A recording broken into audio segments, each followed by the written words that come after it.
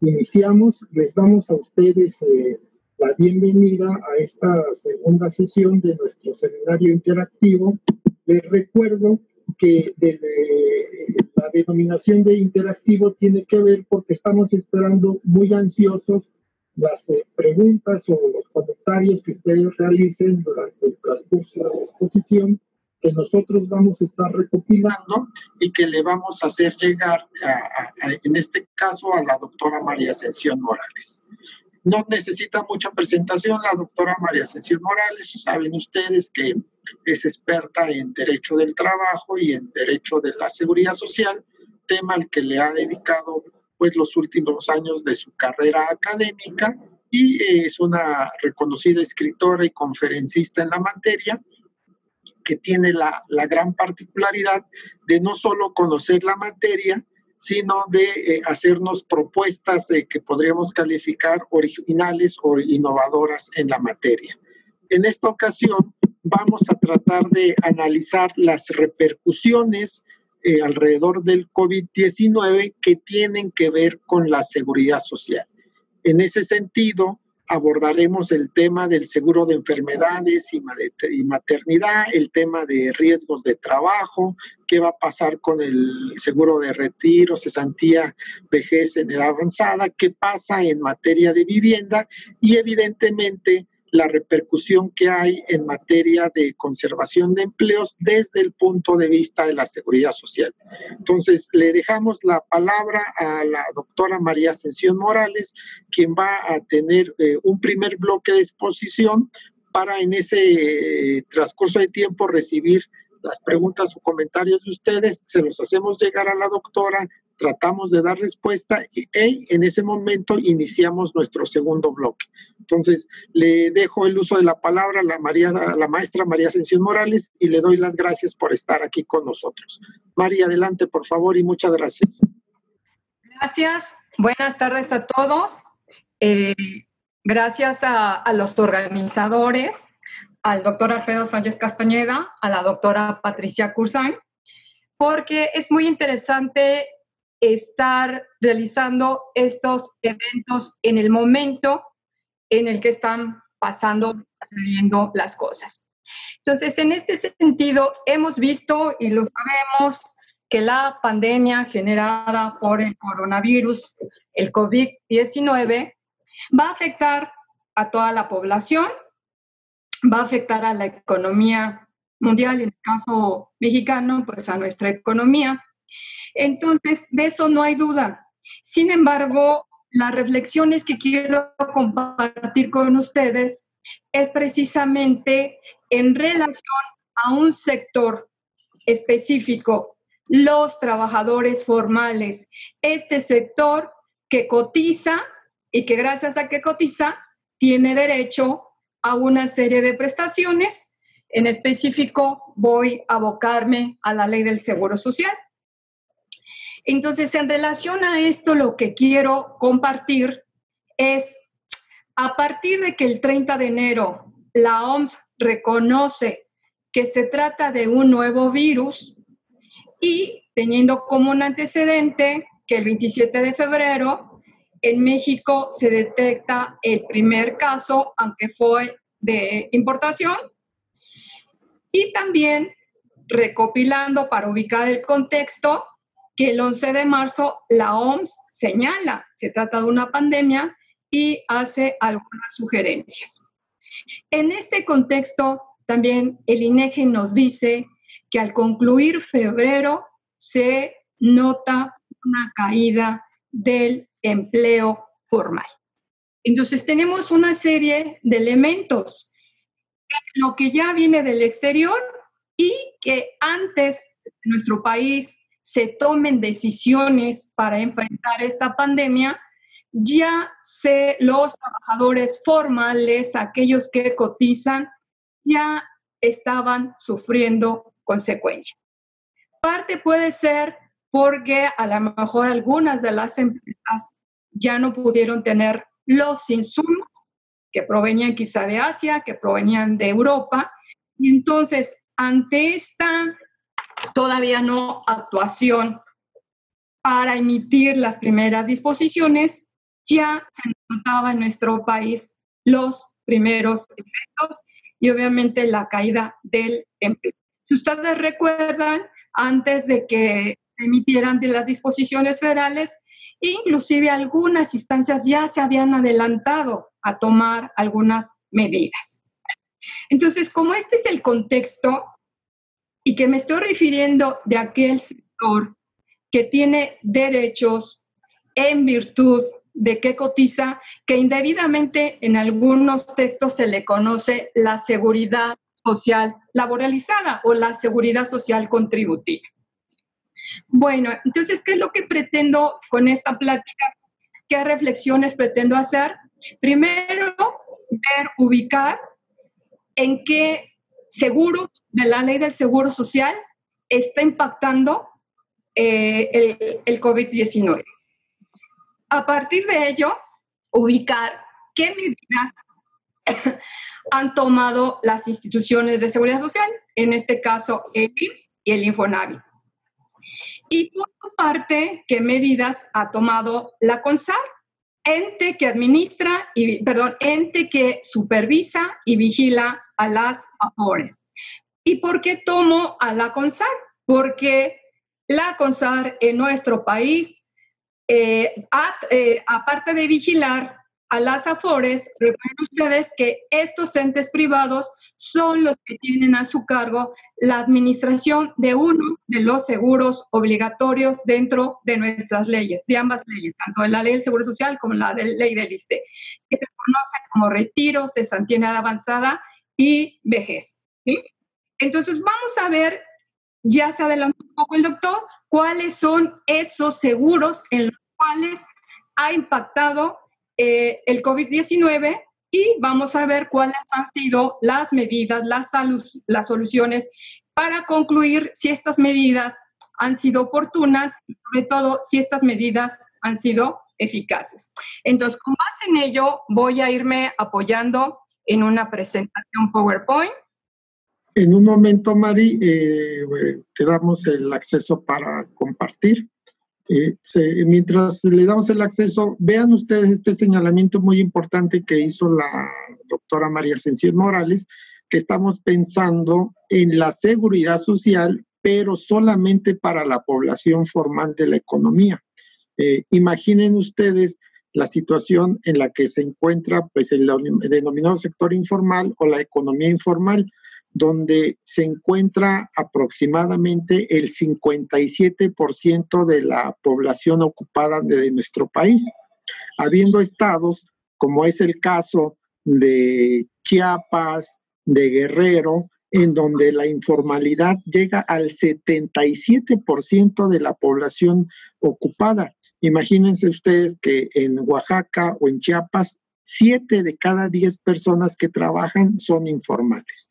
Y en ese sentido, imaginen ustedes también las repercusiones que está teniendo la pandemia en este tipo de personas que ni siquiera se pueden quejar de un mal servicio dentro de las instituciones de seguridad social. Bueno, entonces había comentado cuáles son los seguros en los cuales ha impactado el COVID-19. Bueno, pues uno de ellos vamos a empezar con el seguro de enfermedades y maternidad. ¿Y por qué esto? Porque, como había comentado, el antecedente que desde febrero se había habido una caída de los empleos, pero también en ese ínter ya se empezaban a notar los primeros gente con, si no directamente con haber adquirido el COVID, sí con algunos síntomas. Entonces, a pesar de que fue hasta finales 24 de marzo cuando empezaron las disposiciones federales, el IMSS se adelantó también un poquito con estas medidas preventivas, aunque señaló que iban a tener el carácter de temporales. Y la idea particularmente era evitar que los asegurados acudieran a sus clínicas, a sus unidades, y de esta manera estar dando cumplimiento a las disposiciones federales por parte de la Secretaría de Salud. Pero también la idea era seguir prestando los servicios. En ese sentido, en el seguro de enfermedades y maternidad, lo primero que hizo el seguro, su consejo técnico, el 25 de marzo aprueba 2 medidas iniciales, ¿sí? Posteriormente, a través de boletines, va a ir incorporando otras medidas. Y esto lo fuimos conociendo a través de comunicaciones. ¿Por qué?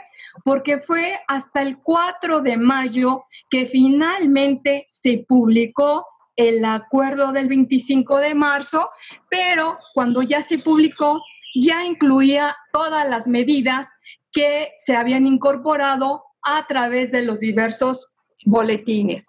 ¿Cuáles fueron estas medidas? Bueno, había señalado ya de inicio que fue otorgar, le denominaron permiso especial, pero en realidad se trataba de la incapacidad que nosotros conocemos por enfermedad general, es decir, porque se adquirió en cualquier lugar excepto en la fuente de trabajo y iba dirigida a los asegurados que tuvieran los síntomas del COVID.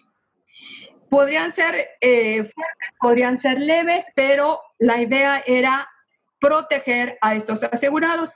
Inmediatamente se estableció, porque el periodo que se supone que esta enfermedad de latencia son 14 días, pues se estableció este permiso especial por 14 días con pago del 60% del salario base de cotización. Aquí no están haciendo ningún beneficio adicional porque esto ya lo dice la ley, el 60%, y de estos famosos 14 días, pues en realidad son 11, porque si ustedes recuerdan, la ley del Seguro Social dice que se paga a partir del 4º día. Entonces, esta licencia, este permiso especial, servía para acreditar al trabajador en su fuente de trabajo porque todavía no habían las disposiciones para que se suspendieran las labores, ¿verdad? Entonces, le servía para acreditar sus faltas, le servía para recibir el subsidio y también servía a efectos de que su patrón, la empresa, siguiera realizando el pago de las cuotas obrero-patronales.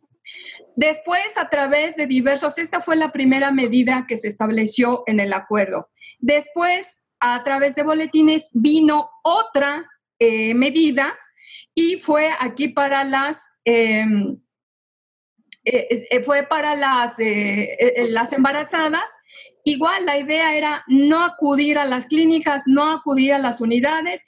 Entonces se establecieron medidas para facilitarles la expedición del certificado médico a partir de los 34 días y el pago total de los 84 días. ¿Qué otra medida también se estableció a efecto de aquellos asegurados con enfermedades crónicas que no fueran? Entonces se les consideró para que pudieran tener acceso a 3 recetas, ¿sí? Y también se empezó a otorgar orientación médica domiciliaria. Otra de las medidas que se implementaron fueron prórrogas para las prestaciones económicas en incapacidades temporales de riesgo de trabajo, en invalidez temporal, en las pensiones provisionales de riesgo de trabajo, en prórroga para acreditar la supervivencia. Esto es para un lapso de 6 meses.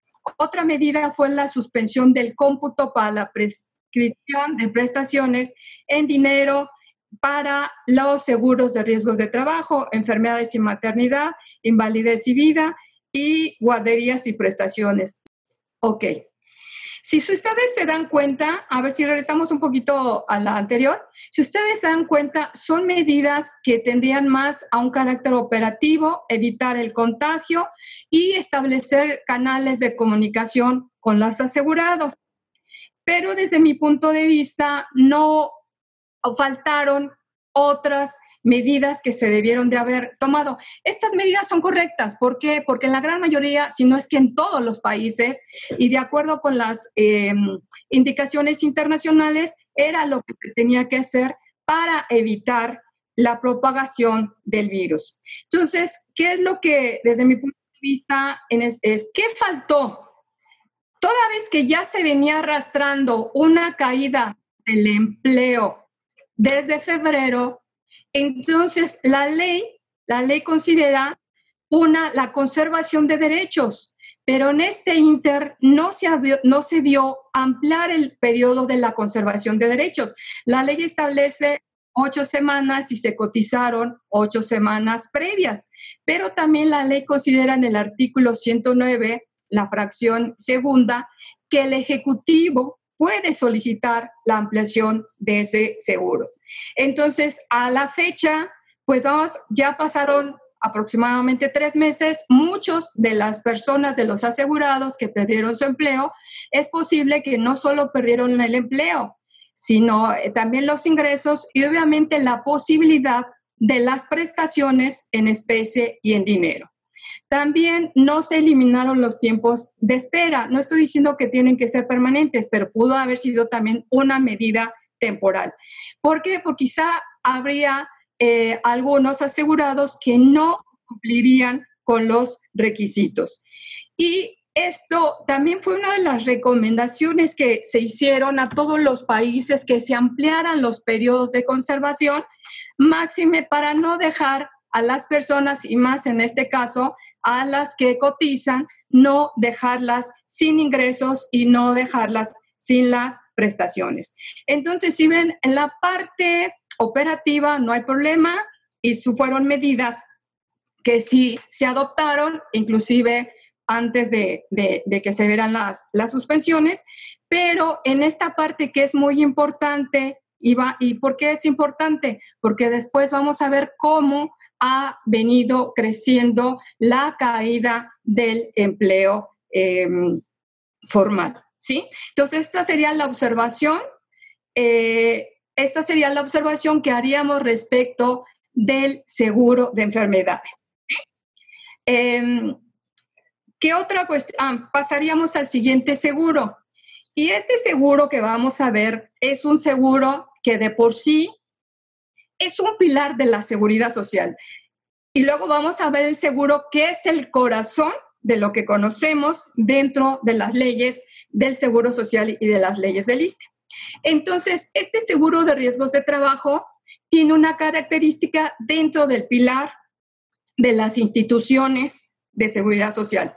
La Organización Internacional de la Seguridad Social señala que dentro del esquema de riesgos de trabajo resulta que lo que más sucede en el mundo son enfermedades de trabajo, no los accidentes. Dice que más o menos son 2.4 millones al año respecto de enfermedades de trabajo y aproximadamente 300,000 en cuanto a accidentes. Entonces, vean la importancia de este seguro, que realmente el dominio y la protección va enfocada a las enfermedades de trabajo. ¿Qué podemos señalar? ¿Cuáles fueron las medidas que se adoptaron en relación a este seguro? En el acuerdo del 25 de marzo, que les había señalado que fue una de las primeras medidas, desde ahí, en las comunicaciones, cuando nos señalaron de esa famosa o de ese famoso permiso especial, también ya se adelantaba que si había sido en el trabajo, entonces se iba a tener también derecho a esta incapacidad por 14, pero aquí la diferencia es que cuando es riesgos de trabajo, se paga a razón de salario íntegro.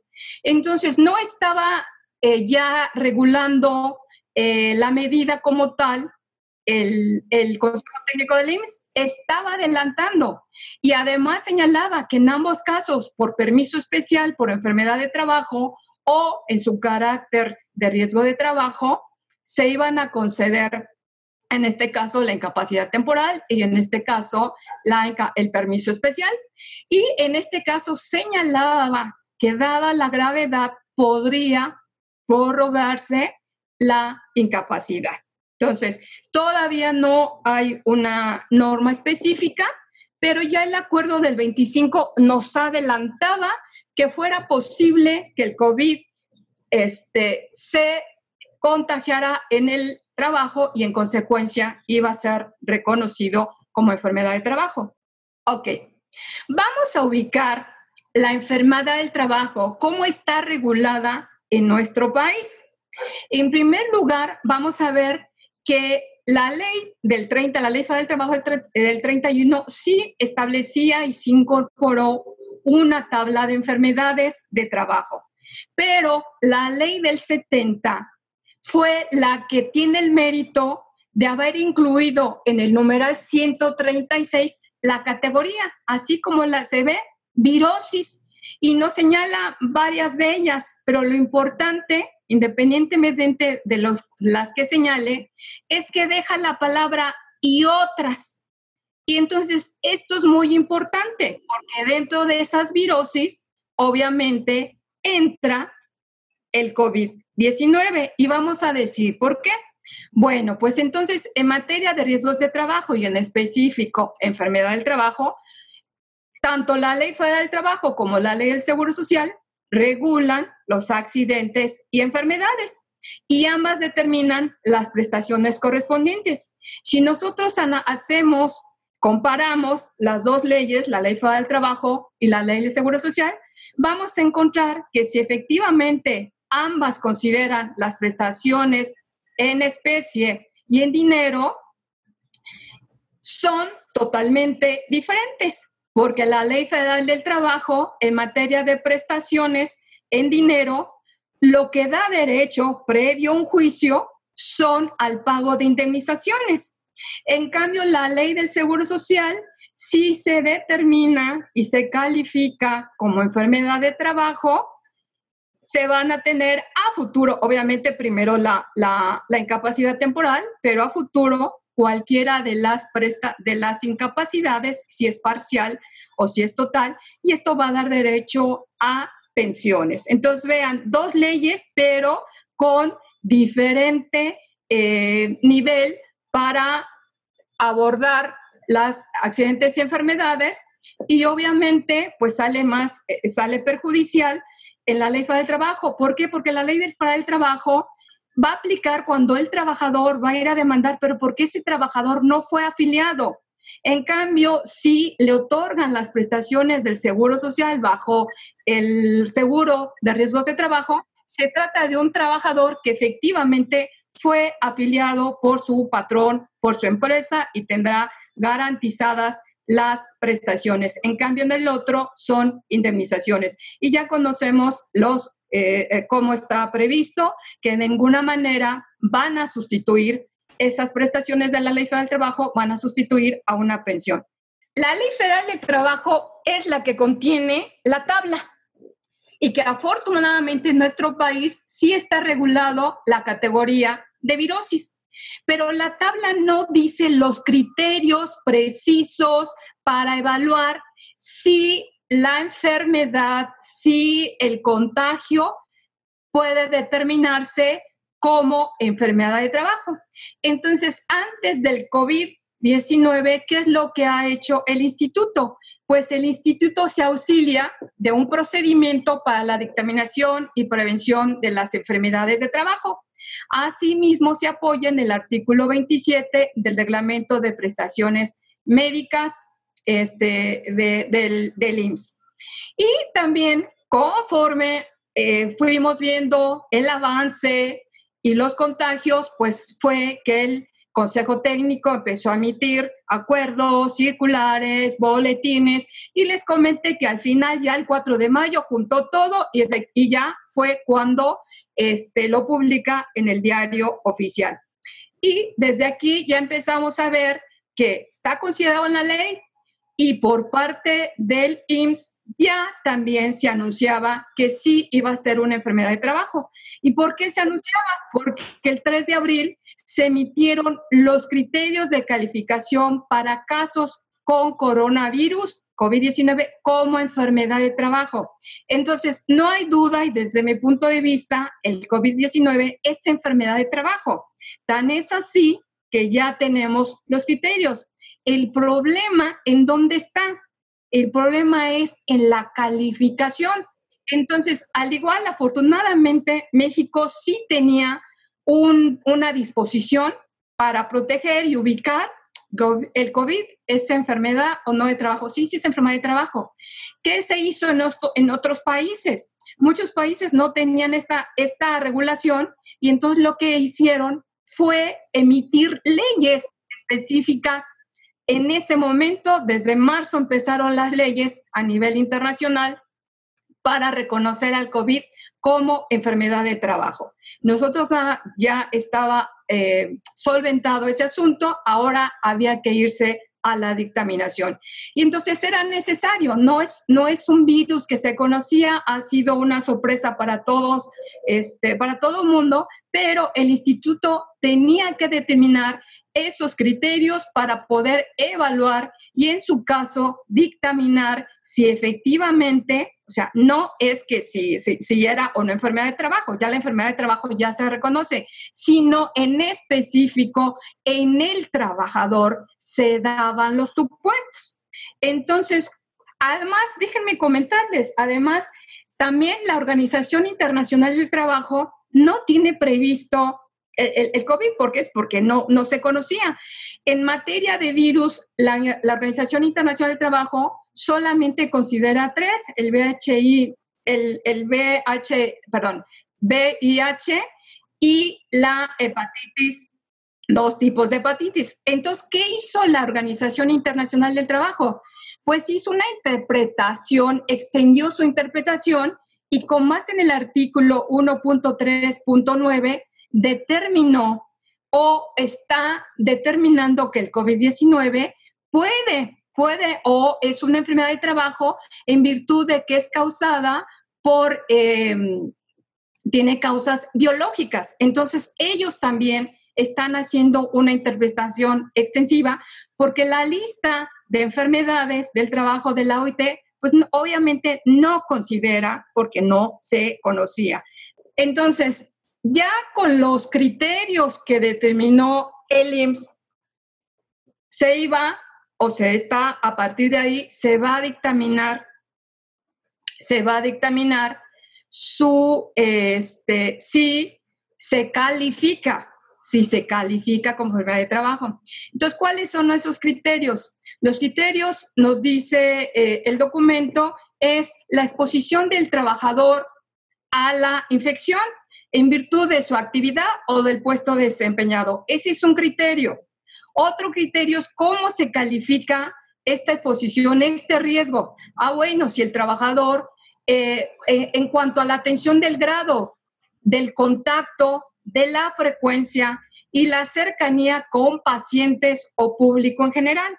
¿Sí? Este es otro criterio. Un tercer criterio es, ahora sí, y este es el más interesante, la calificación ya como enfermedad de trabajo. Y por último, cómo se van a evaluar las secuelas y reconocer las defunciones por COVID-19. Entonces, como vean, hasta aquí no hay duda de que el COVID-19 es una enfermedad de trabajo. Ya me había adelantado, el problema va a ser acreditarlo, el problema va a ser que se califique como tal. Ok, primer criterio, cuando dice se va a considerar la exposición del trabajador en virtud de esa actividad o puesto desempeñado. Es decir, por la actividad o el puesto, si el trabajador ha estado en contacto con pacientes confirmados o con sospecha de contagio. Si el trabajador en ejercicio o con motivo del trabajo ha tenido contacto con una persona infectada o con un compañero de trabajo o con público en general.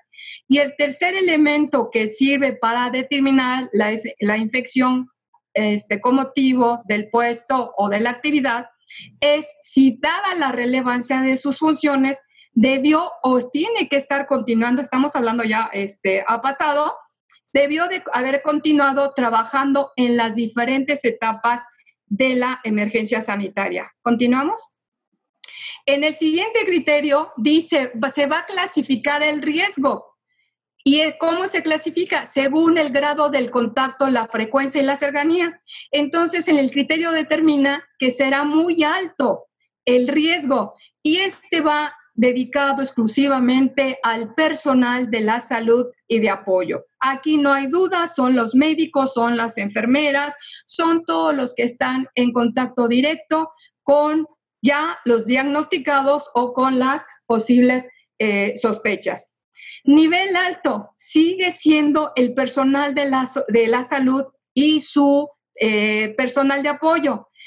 ¿Cuál es la diferencia entre con esto? El segundo es que estos están en lugares, no atienden a pacientes con COVID, pero sí están en los lugares donde se está atendiendo a pacientes. Ellos no los atienden, pero ahí se están recibiendo a pacientes con COVID. Entonces, su riesgo de contacto, de frecuencia, es alto. También determinaron el riesgo medio.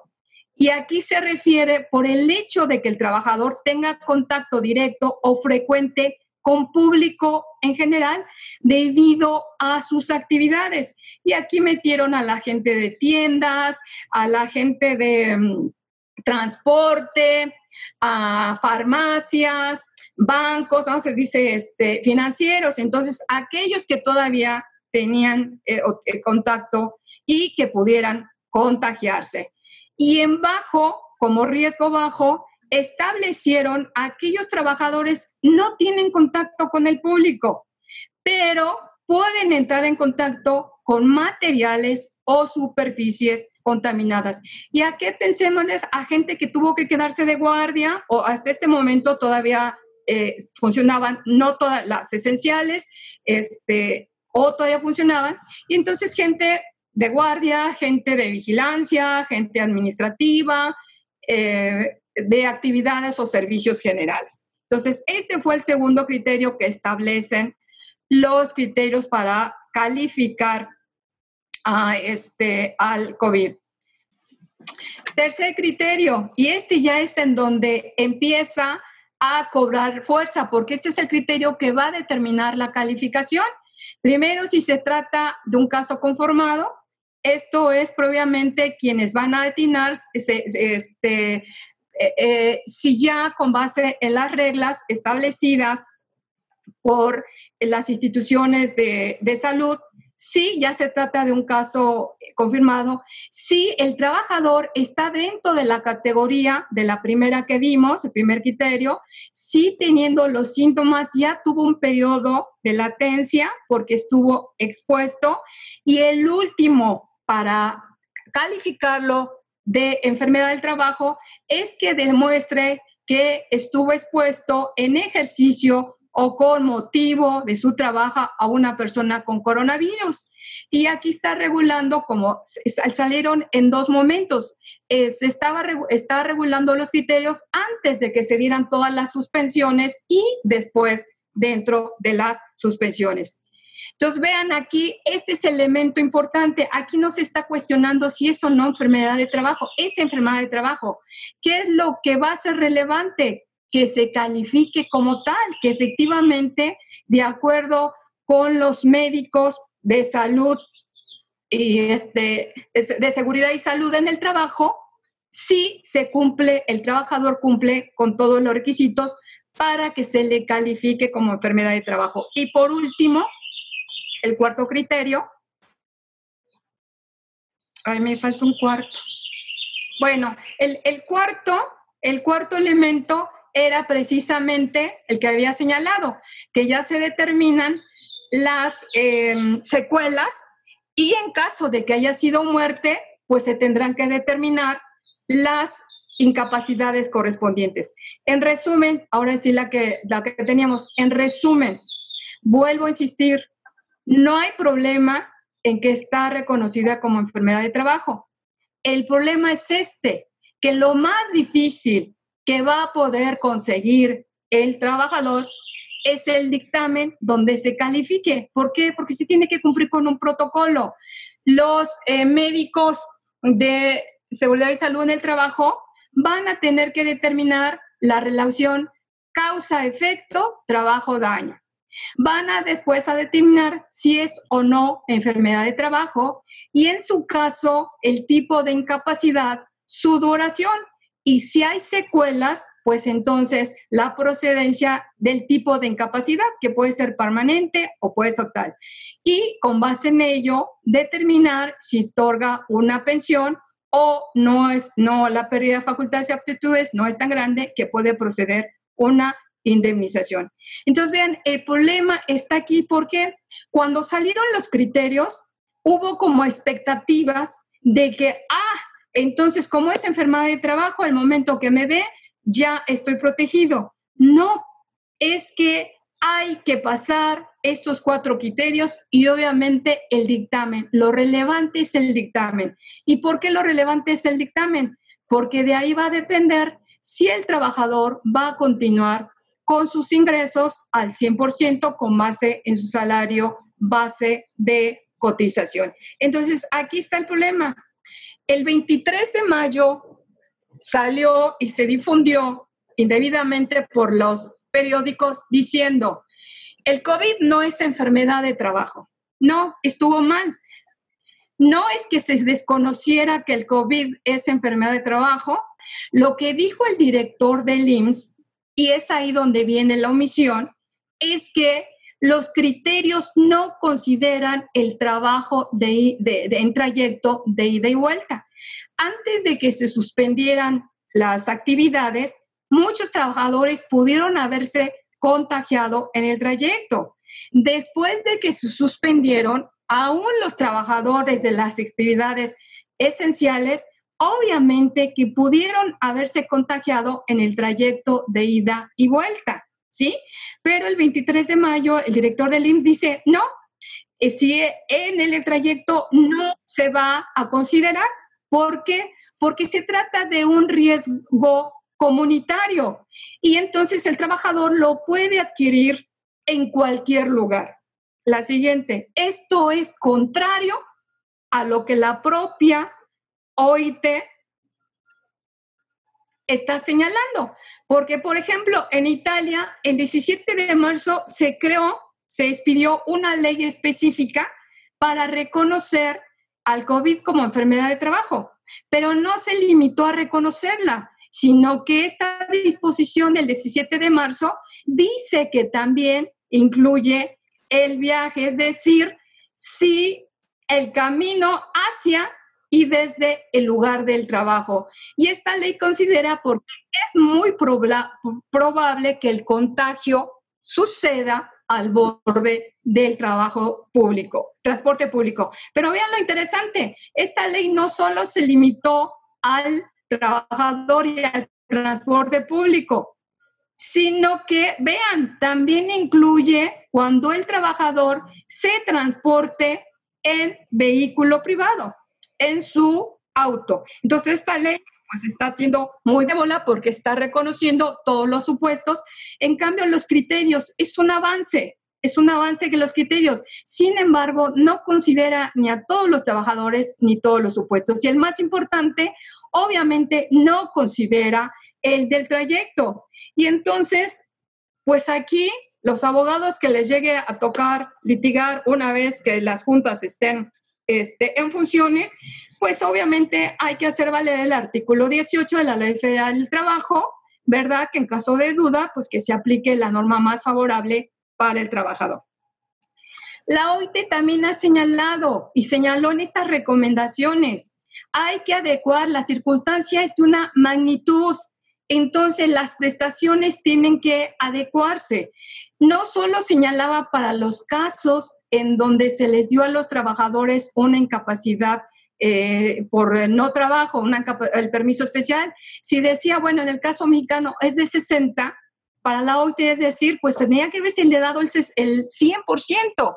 ¿Por qué? Porque en ese momento es cuando más lo necesitaba el trabajador y su familia. Entonces, en relación a este tema, pues obviamente las recomendaciones de la OIT es nivelen porque estamos pasando por circunstancias muy complicadas y en especial el trabajador. ¿Y es cuál trabajador? Pues ese que está cotizando, ese que paga impuestos, entonces había que apoyarlo. Bueno, yo creo que vamos a hacer un corte porque este es el otro, este seguro, el de retiro, cesantía avanzada y vejez.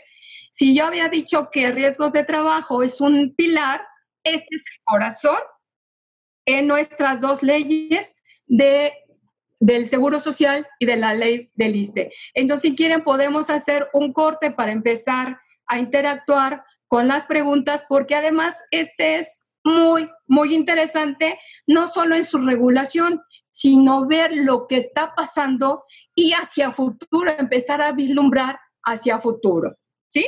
Entonces, hacemos un corte para el primer intercambio de preguntas.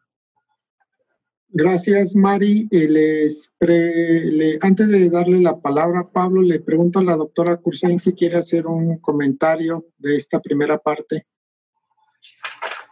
Sí, desde luego que sí, claro, toda una exposición brillante.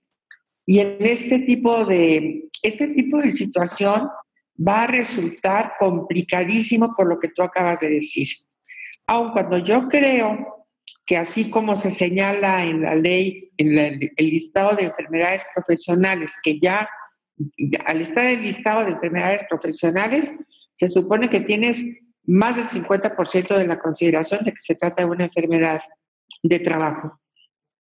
Y claro, esta situación, esta terrible situación que se está presentando en este momento, tenemos que incluirla en lo que se llama virosis, porque esto es un virus. Entonces, si los virosis o la virosis, como se deba decir, está incluida dentro de las enfermedades profesionales, evidentemente se trata.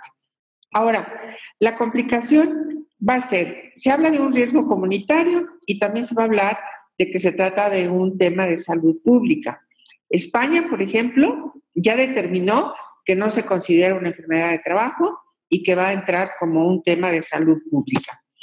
Pero aquí también lo que nos tendremos que preguntar y lo que tendríamos que estar promoviendo tal vez, y lo pongo a la consideración de todo el auditorio, es por qué el presidente de la República, que ahorita tú acabas de mencionar el artículo, yo no lo tengo a la mano, no lo recuerdo, el presidente tiene la posibilidad de extender la cobertura para aquellos trabajadores que ya tienen más de 8 semanas que están dados de baja del seguro, bueno, no dados de baja, que ya fueron desempleados, que ya se supone que no cotizan, los que habían cotizado las 8 semanas anteriores, tienen derecho, y la ley es muy clara cuando dice que el presidente puede hacer que se extienda ese periodo cuando las circunstancias económicas así, y las circunstancias, no recuerdo exactamente cómo es el artículo, no lo tengo a la mano, pero cuando las circunstancias económicas y laborales.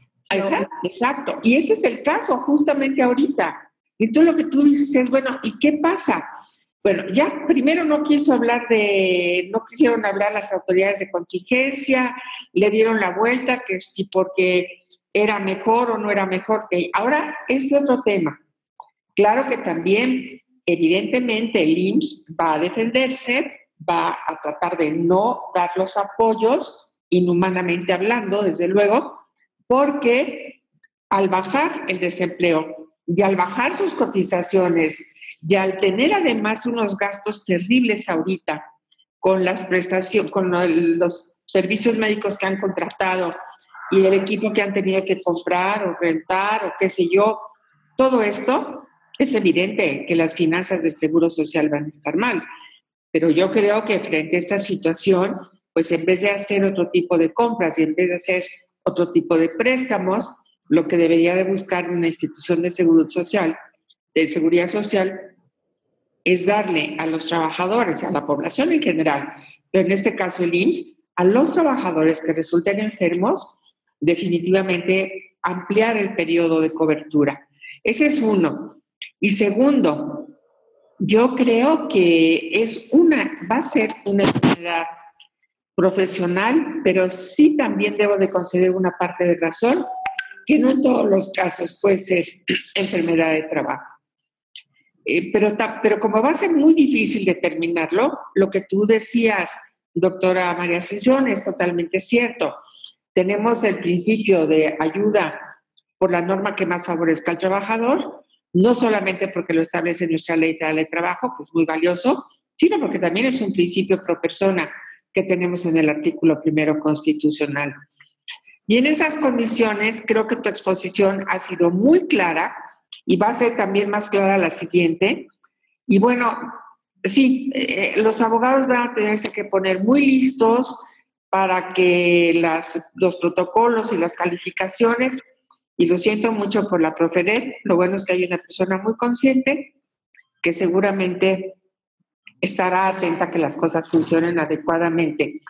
Yo la verdad es que te felicito y felicito porque tengamos esta conferencia tan clara y que despierte no solamente la preocupación de lo que va a pasar, sino que nos despierte también la intención de poder informar y exigir que se den las prestaciones que se deben de dar. Y por cierto, no hemos vuelto a tener noticias del director del IMSS, esperemos que siga mejor de salud. Es una persona inteligente, es una persona trabajadora y pues fue una muy mala suerte que se haya infectado y seguramente es una enfermedad de trabajo. Muchas gracias, doctora, muchas gracias, doctor. Coloquialmente, gracias, Mari, gracias, Alfredo. Muchas gracias, doctora. doctora. Si me permite nada más para retomar algunas ideas de la doctora Kursheim. Adelante, después le damos la palabra a Pablo para las preguntas. Claro que sí. Después de que acabe esta intervención, Mari, haces las preguntas, Pablo, por favor. Adelante, okay. Mari. Es lamentable que España no haya reconocido como enfermedad de trabajo, sino como una cuestión de salud pública.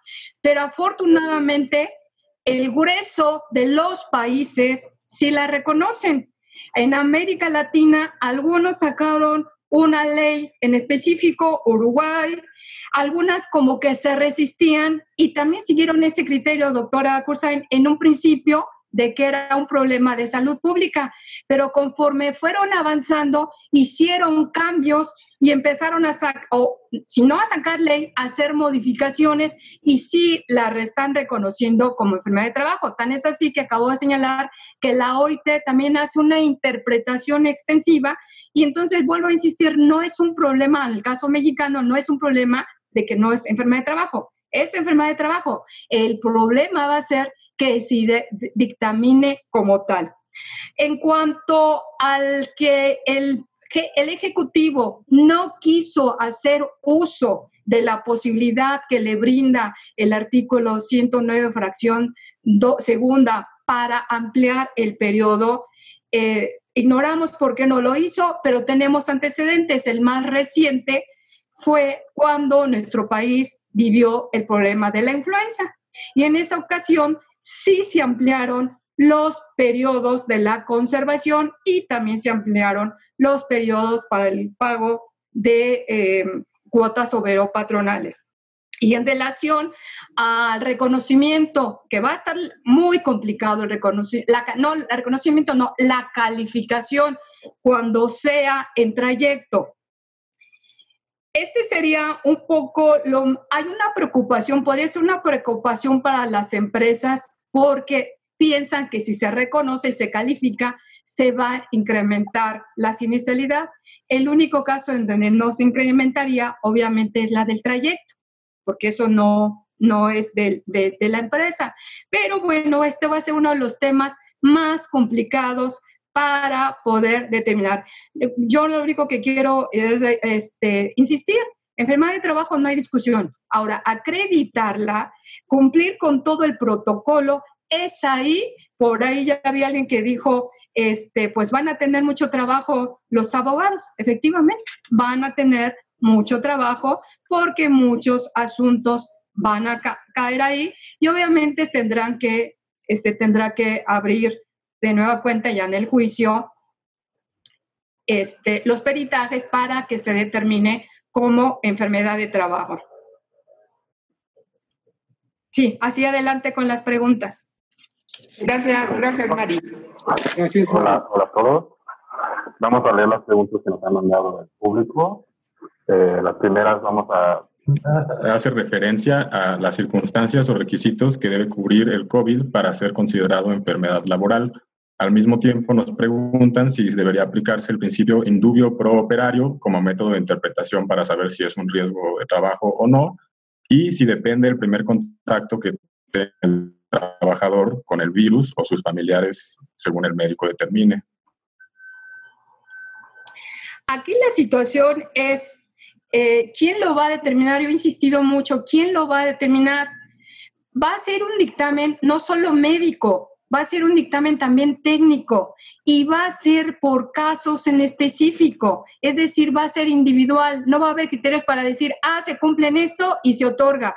Van a dictaminarse individualmente con bases médicas y con bases técnicas, ¿sí? Entonces, esta es la situación, porque alguien preguntaba, ¿quién lo va a dictaminar? Los médicos de seguridad y salud en el trabajo. Como vean, no son los abogados laboralistas, es decir, después meteré ahí un asunto, van a tener trabajo, sino también va a haber mucho trabajo por el área de seguridad y salud en el trabajo. Y tiene mucha importancia, porque el día de ayer el ponente habló de todos los protocolos. Y entonces el director del IMSS señaló que no está diciendo que no va a ser enfermedad de trabajo, pero dice, por eso ya se les dijo que tienen que cumplir con sus protocolos. Y en consecuencia, si al interior de la empresa hay un brote, es obvio que va a considerarse como enfermedad de trabajo. Pero entonces ahí la afectada directamente va a ser la empresa. Sí, Pablo, las siguientes. Perfecto, muchas gracias.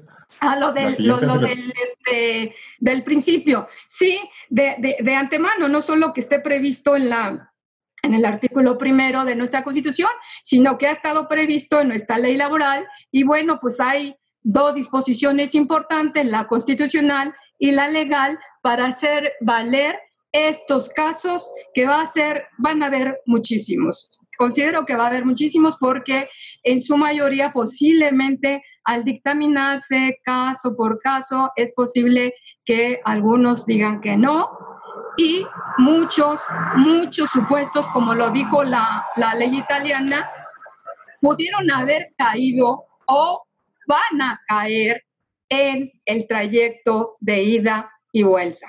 Sí.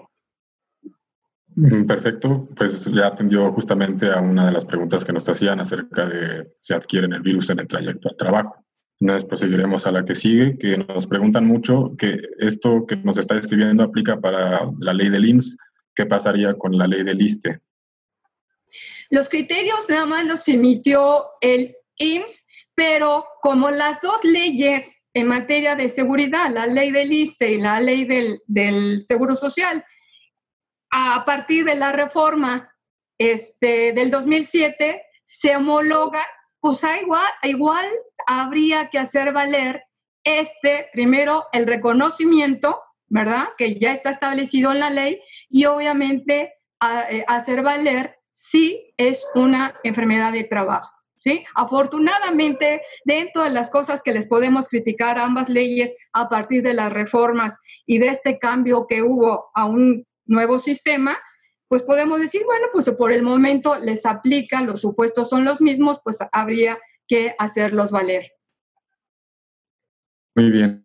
Y en referencia al mismo tema, nos preguntan que si el IMSS cuenta con cifras de cuántos de estos casos han sido clasificados como enfermedad de trabajo. Los debe de tener, sin embargo, no los ha comunicado.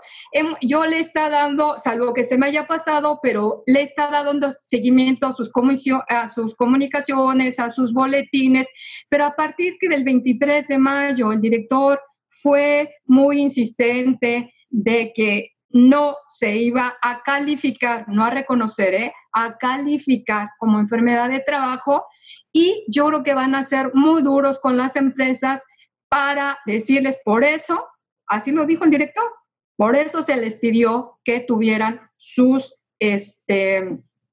protocolos. Muy bien. El tema es controvertido. El tema es controvertido, va a ser difícil pasar todo el protocolo, los 4 criterios, pero el más controvertido va a ser el de la enfermedad o el contagio en trayecto. Muy bien, muchas gracias. Y en relación a la informalidad laboral, nos preguntan que ya que se permitió a las personas informales atender coronavirus en hospitales del IMSS o del ISSSTE, ellos también aplican para ser considerados. Pues no, porque les dieron la atención, pero había señalado, ellos no han cotizado y para tener derecho a las prestaciones en dinero, sobre todo a las económicas, necesitó haber cotizado. Entonces, todo ese porcentaje, 56, algo así que señaló el doctor, vamos a cerrarlo, el 60% que está en la informalidad, pues obviamente tuvieron que haber sido atendidos para evitar la propagación del contagio, pero eso no significa que les tengan que dar las prestaciones en dinero de la ley del Seguro Social. Está habiendo otros mecanismos que después vamos a ver qué otras medidas se han hecho para dotar de ingresos a los trabajadores informales. Yo me quise detener en los formales y no porque me caigan bien, sino simplemente porque es un sector que es el que las empresas generan empleos. Es el sector que está pagando su protección.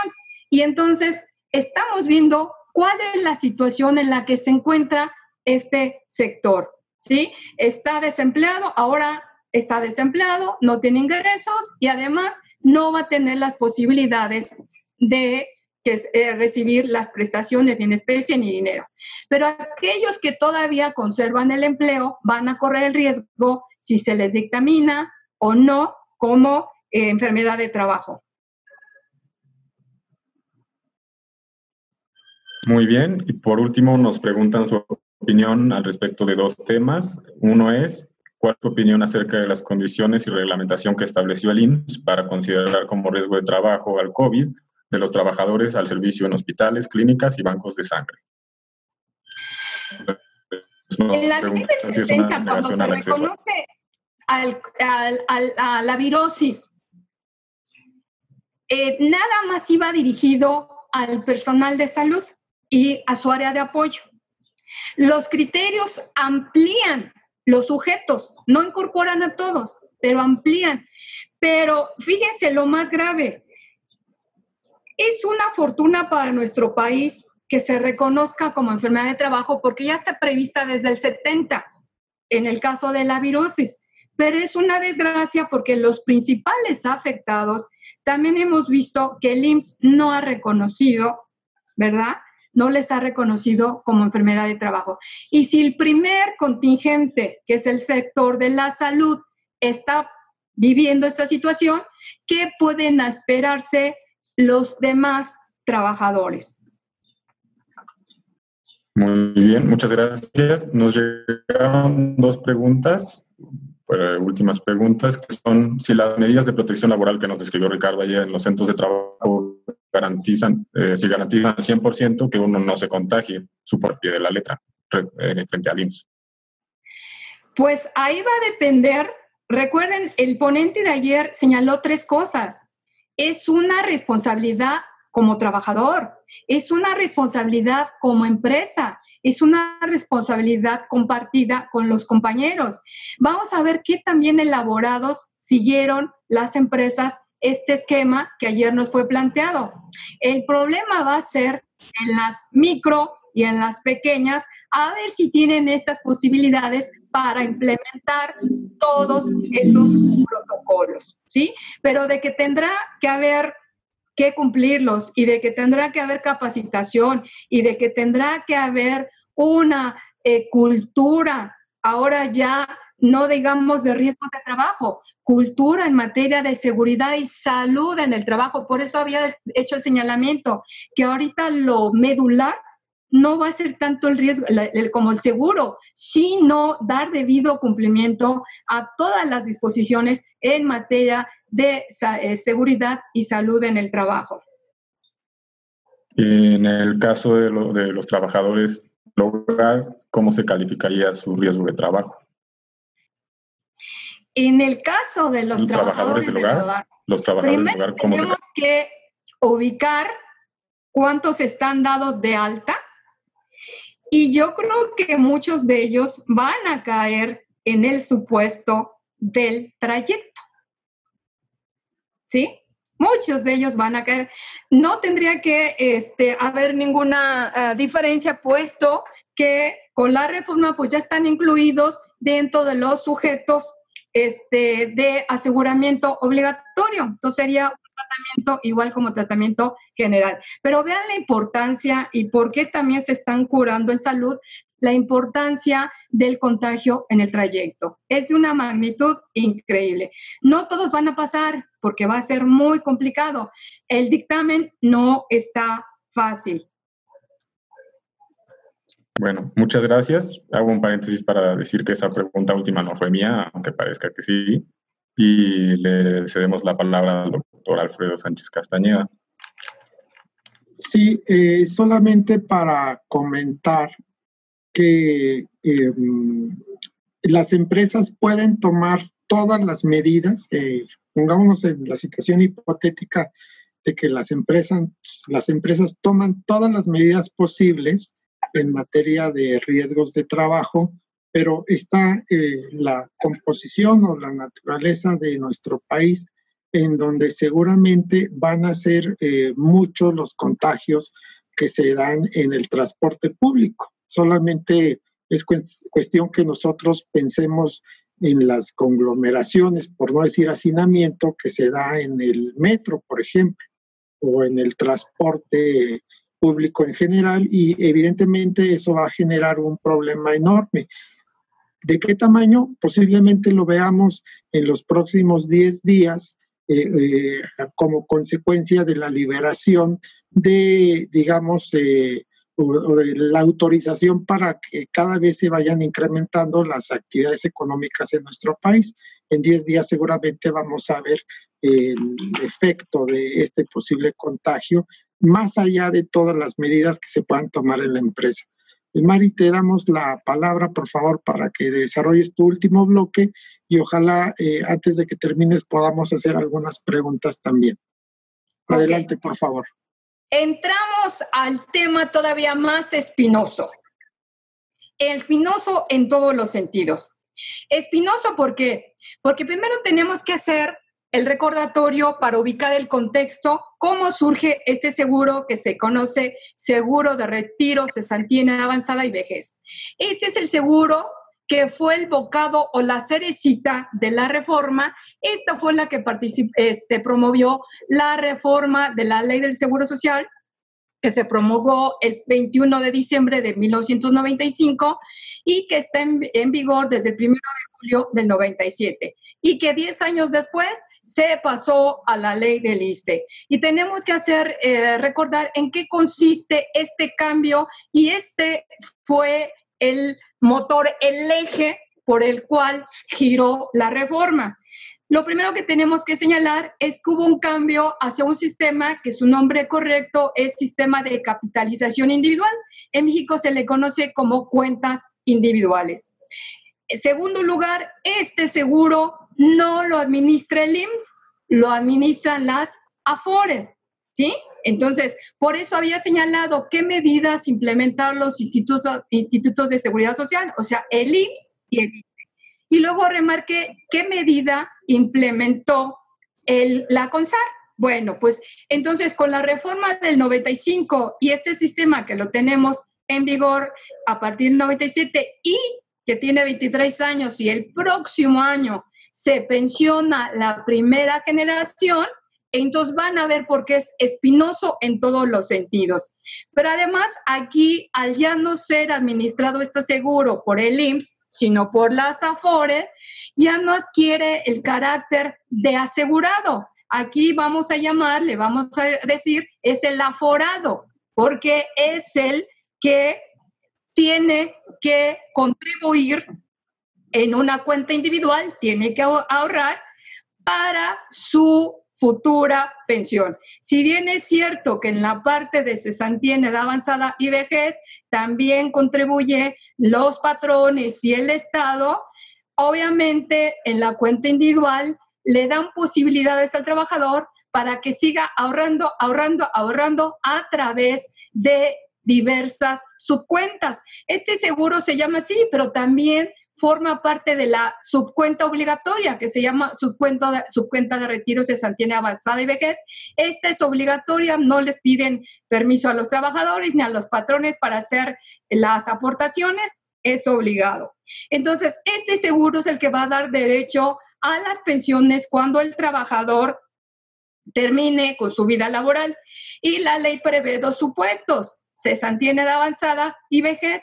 En la ley del Seguro Social no cambiaron los nombres, en la ley del ISSSTE sí cambiaron los nombres. ¿Cuál es la diferencia aquí? 60 años ya la tenía la ley del 73, no tener trabajo remunerado ya lo decía la ley del 73. ¿Cuál fue el cambio? Que ahora para tener derecho a su pensión, siempre y cuando haya ahorrado, debió de haber cotizado 1,250 semanas.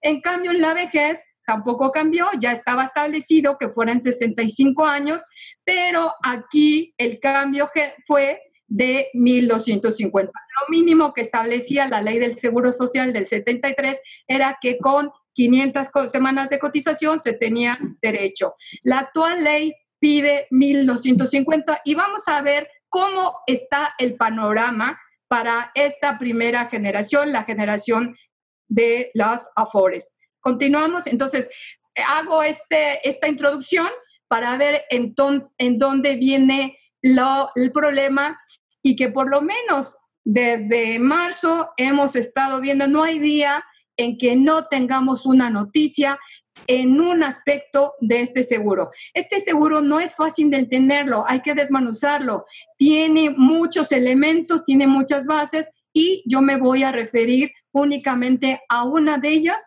¿Por qué? Porque es el que ha estado apareciendo permanentemente a partir del COVID en nuestro país, pues entonces no hay día que no aparezca una noticia en relación a ello. Bueno, este es el punto donde diario las noticias nos informan, la CONSAR lo hace y los simpatizantes y no simpatizantes también lo hacen. Y la ley del Seguro Social y la ley del ISSSTE permiten que en el seguro de retiro, cesantía avanzada y vejez se hagan retiros parciales en caso de que el trabajador se quede desempleado. Y yo puse aquí dos asteriscos. Uno, ¿por qué?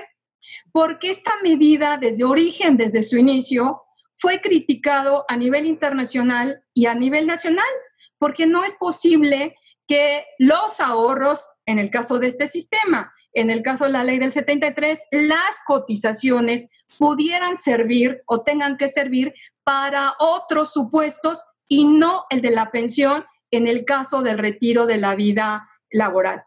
Y pongo el otro asterisco porque cuando se vendió el sistema de que era mucho mejor que el anterior, la CONSAR siempre presumió que con este sistema los trabajadores tenían asegurado, o tenían más bien dicho garantizado, un seguro de desempleo.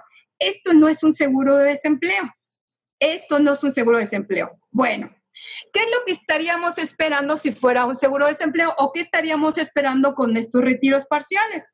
Que al momento que el trabajador perdió el empleo y en consecuencia ya no tiene las prestaciones del Seguro Social, pudiera acceder a sus recursos. ¿Y por qué digo pudiera acceder? Porque la ley establece y todos los promotores del sistema han señalado, es que el titular, el dueño de la cuenta individual es él. Sin embargo, me refiero al trabajador, trabajadora, ¿sí? De manera general. Pero la ley establece, solamente se puede disponer, retirar recursos de la cuenta individual a partir del 46º día del desempleo. Es decir, el trabajador tiene que esperarse aprox 1 mes y medio para poder sacar recursos. Pero lo más importante, estos dos supuestos no existían, nada más había un supuesto, el texto original se conserva en la ley del ISSSTE, que era que el trabajador podía retirar una cantidad menor entre determinadas cotizaciones o lo que estuviera en su cuenta, ¿verdad? Igual los 46 días. Se reforma en el 2009. ¿Por qué se reforma en el 2009? Porque se venía arrastrando la crisis financiera, la crisis mundial financiera de 2008, 2009, y en esa crisis 700,000 trabajadores se quedaron sin empleos. Entonces era posible que muchos no iban a poder cumplir con el supuesto del texto original. Entonces, en esta reforma se establecieron dos posibilidades para hacer los retiros. Si el trabajador tenía por lo menos 3 años de haber abierto la cuenta individual y había cotizado 12 bimestres, la ley establece que puede hacer un retiro parcial equivalente a 30 días de su último salario con un tope de 10 salarios. El segundo supuesto es que si la cuenta fue abierta con 5 años anteriores o más, el trabajador puede hacer un retiro de la cantidad que resulte menor entre 90 días de su último salario o el 11.5 del saldo que esté en la cuenta individual. Bueno, entonces esto obedece a la crisis del 2008-2009. ¿Cuándo se pueden hacer estos retiros? Únicamente se pueden hacer una vez cada 5 años. Y la ley establece, yo creo que será para los de este supuesto, el supuesto B, que la cantidad puede pagarse en un máximo de 6 mensualidades. Es decir, que tendrían que, de acuerdo con la ley, pagarse mensualmente hasta un tope de 6 mensualidades. Continuamos. ¿Cuáles son las acciones que hizo la CONSAR? Apenas estamos entrando, esto es teoría. Vamos a entrar, perdón, ya me estoy adelantando. No, seguimos en teoría. ¿Cuáles son las consecuencias de los retiros parciales? Por cada retiro o el monto que retire el trabajador implica disminución en las semanas de cotización, es decir, cada vez tendrá menos posibilidades de completar las 1,250. La ley también dice, y puse en rojito, que podrá reintegrar total o parcialmente. O sea, no es obligatorio que la reintegre. Si corre el trabajador con la suerte, la fortuna de volver a tener un empleo formal que le permita cotizar, es posible, claro, si el salario es muy bueno, a lo mejor es posible que reintegre total o parcialmente, pero como no es obligatorio y posiblemente el salario no le alcance, pues no lo va a reintegrar. Entonces, ¿cuál va a ser la consecuencia? Pues que va a tener que quedarse a completar las semanas en virtud del retiro que hizo. La ley, el artículo 198 prevé que se hace el cálculo, dependiendo del monto, ese monto a cuántas semanas equivale proporcionalmente para la disminución. En consecuencia, lo más grave es que la garantía de ingresos es responsabilidad del propio trabajador. Es decir, primero tiene que ahorrar y en caso de desempleo se tiene que autofinanciar porque no hay otra medida. Entonces, tiene que financiar su posible o futura pensión, pero en caso de desempleo, y como en México casi no lo hay, tiene también que garantizarse su desempleo con sus propios recursos. ¿Qué medidas inmediatas hubo para contener la propagación del contagio? Pues mandaron a cuarentena total o cuarentena parcial. Entonces, cuando fue total, se obligó a todas las empresas, ¿verdad?, a pagar los salarios. Cuando ya vino el acuerdo, me parece que es del 31 de marzo, donde se dijo a partir de abril y hasta del 30 de marzo y hasta el 30 de abril, no se pueden despedir y tienen que pagar. Sin embargo, las micro y pequeñas, pues no pudieron. Y yo había hecho había adelantado al inicio de mi presentación que ya desde febrero ya habíamos tenido despidos, ya habíamos tenido una baja en el empleo formal, ¿sí? Entonces ya veníamos arrastrando un despido, y si, bajas en el empleo informal, y si aparte se les obliga a que tienen que cerrar y aparte pagar salarios, pues misión imposible. Entonces lo que sucedió es que se incrementó la caída del empleo formal y obviamente se incrementó el desempleo. En las cuarentenas parciales, algunas empresas tuvieron la posibilidad de mandar a sus trabajadores a hacer teletrabajo. Otras llegaron a acuerdos para reducir los salarios. Y esto también impactó, porque si redujeron salarios, también las cotizaciones que se tuvieron que hacer ante el Instituto, ante el IMSS, pues obviamente también iban con una merma en el salario base de cotización. ¿Qué acciones se hicieron para asegurarle ingresos a los trabajadores o para evitar despidos, en este caso, de las pymes? Hasta antes del 16 de abril, ninguna. No hubo acción para ninguno de los dos. Después va a haber, y voy a comentar brevemente en qué consistieron. La única que se vanaglorió de decir que había sacado una medida temporal y extemporánea fue la CONSAR, y sí, la sacó el 25 de marzo, lo mismo que el IMSS cuando lo desacuerdo, aunque después lo publicó mes y medio después. ¿Y en qué consistió esta fabulosa medida? Pues que los trabajadores retiros los pueden hacer, nada más que ahora los iban a poder hacer en una sola exhibición. La ley le permite que pudiera hacer hasta un máximo de 6. O sea, no permite en una sola exhibición, salvo en el primer supuesto, que es el de que puede retirar 30 días. Si el monto es mayor, tendría que ser en varias mensualidades. Entonces, la CONSAR el 25 de marzo anuncia que ha aplicado medidas temporales y para evitar el contagio y para que los trabajadores tengan ingresos, pueden retirar de su cuenta individual una sola exhibición. Es decir, trabajador, resuelve tu problema de ingresos, resuelve tu desempleo, pero te estamos ayudando, solo es a través de te estamos ayudando que es una sola exhibición. Bueno, ¿cuál ha sido la realidad?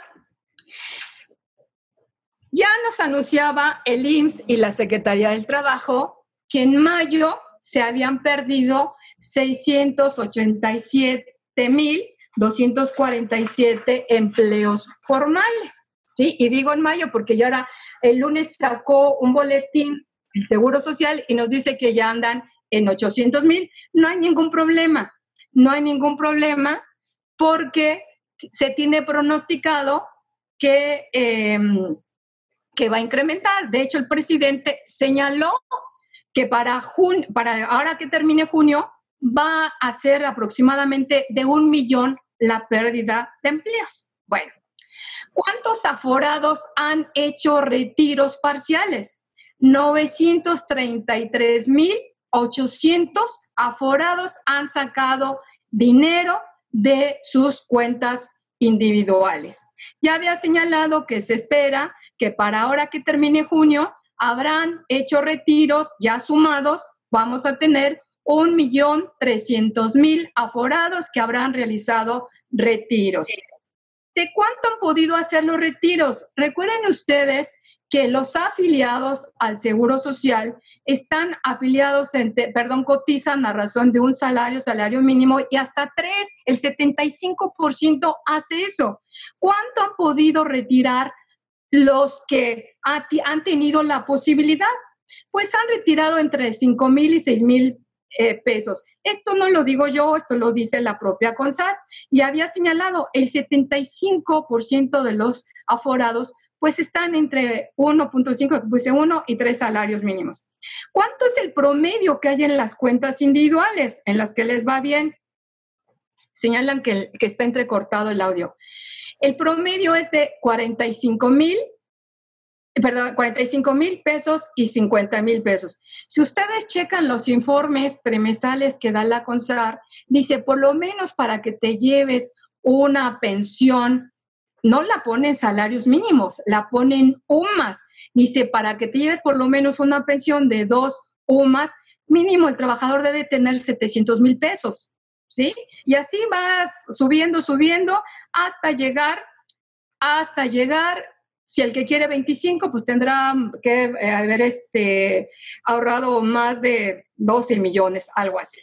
Bueno, continuamos. ¿Ven cómo es espinoso? ¿Ven cómo es desapasionante? Bueno, en el Inter, ¿qué ha pasado? Desde el motivo del COVID y de los desempleos, han aparecido en el camino diversas iniciativas. Los legisladores han estado muy creativos, ¿verdad? Pero yo nomás voy a tomar en cuenta estas dos porque impactan en el tema. En el caso del Partido Verde junto con Morena, en abril sacaron una iniciativa donde decía que se les permita retirar no lo que dice la ley, 10 salarios mínimos, ¿sí?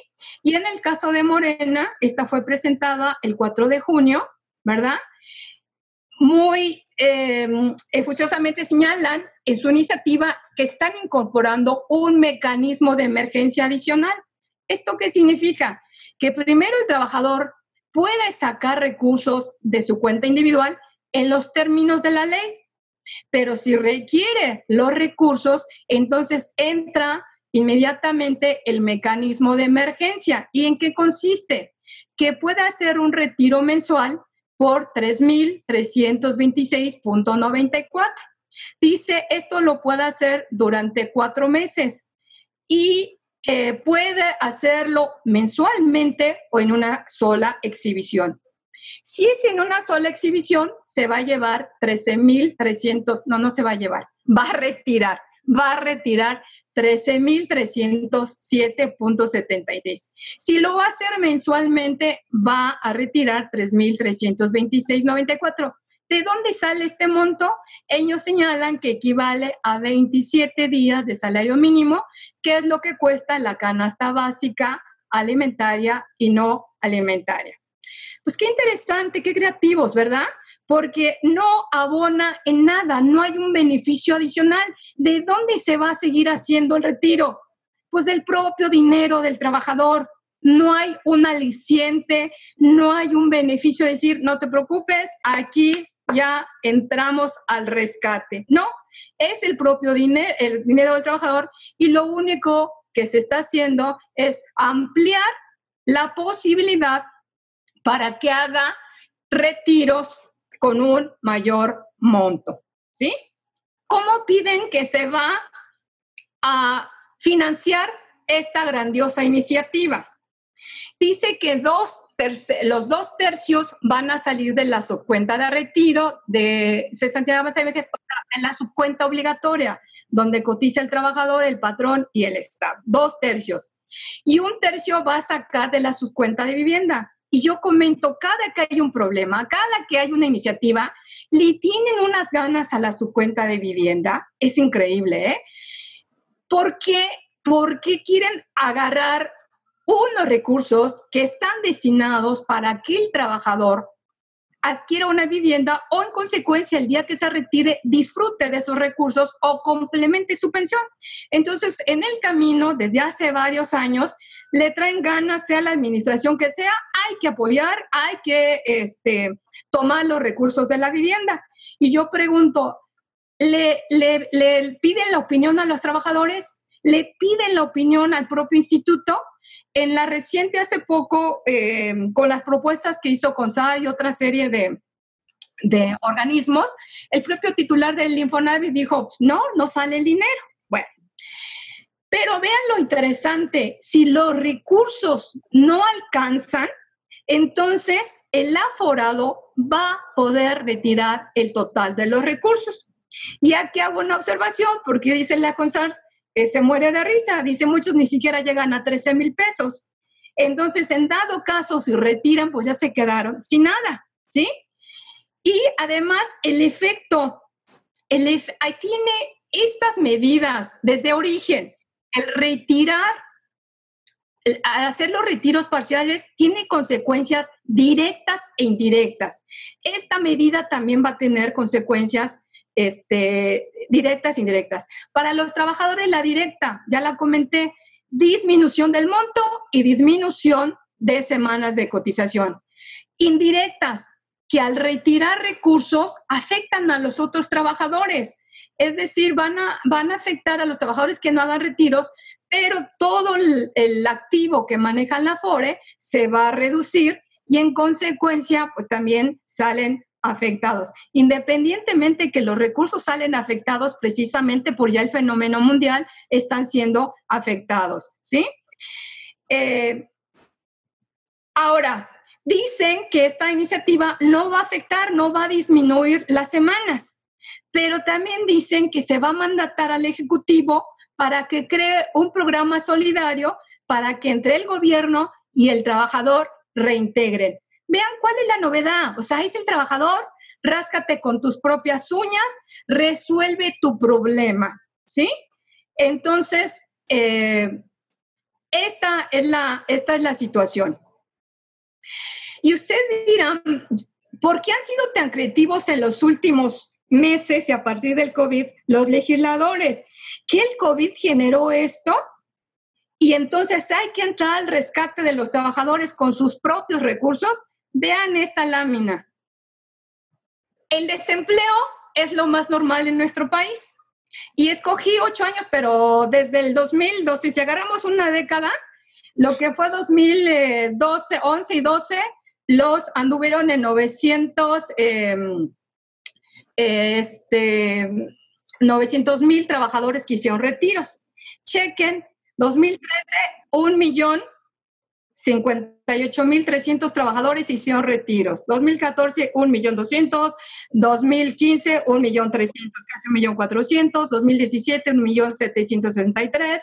2017, 1,651,000. 2018, 1,744,000. 2019, al cierre de 2019, 2,048,400 trabajadores durante 2019 hicieron retiros. Había comentado que ahorita para el 2020, el junio de 2020, que vamos a la mitad, se estima que harán el retiro 1,300,000. Si en el 2019, sin COVID, fueron más de 2 millones, pues obviamente que este año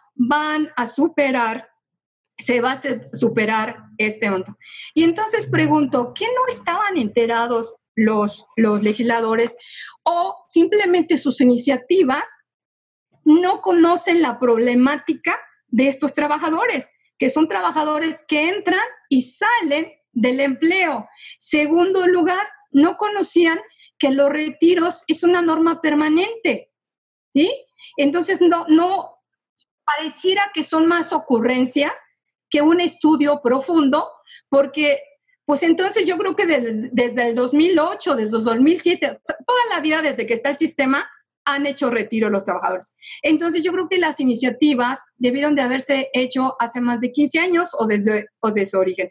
Pero por lo menos esto sirve para ilustrar que por lo menos 1 millón es permanente, que anualmente hacen retiros y sin haber existido el COVID.